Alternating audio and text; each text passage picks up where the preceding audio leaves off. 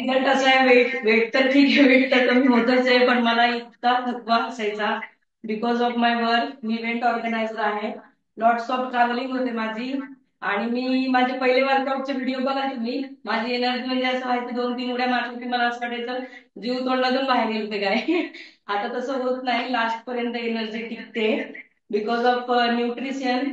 आपलं 24 हायड्रेट म्हणजे मी महिनाभर घेतलं नव्हतं, पण नंतर मला थँक्स टू मॅडम त्या कंटिन्यू मागे लागलेल्या असतात माझ्या. म्हणजे कंटिन्यू मला ते पुशअप करतात, माझी एनर्जी डाऊन झाली की बरोबर ते मला जागेवर आणून सोडतात. कारण वर्क असं असल्यामुळे फिरावं लागतं आणि कंटिन्युटी होत नव्हती माझी.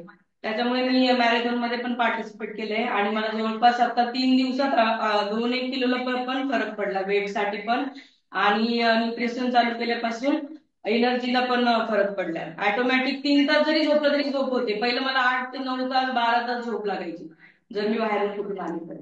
असा माझा बेस्ट रिझल्ट आहे. आधी 2 महिने मी टंगळ मंगळ केली पण आता मी कंटिन्यू करते, तर त्याचे मला खूप सगळे बेनिफिट्स आहेत. माझं सी सेक्शन असल्यामुळे बॅक पेन होतं, ते एकदमच गायब झालंय. हायपर ऍसिडिटी होती मला. न्यूट्रिशन नंतर मला ती म्हणजे नाहीच असं समजा. प्लस मी चाय लवर होती याच्यामुळे कमी झालंय ते माझ्या फ्रेशमुळे. त्याच्यामुळे मला सगळे एकदम बेस्ट रिझल्ट आहेत. आणि अजून मी आपलं हे मॅरेथॉन कम्प्लीट झाल्यावर रिझल्ट येईलच लवकरच, गुड न्यूज. Yes, yes. चलो, Thank you thank you. so much. Thank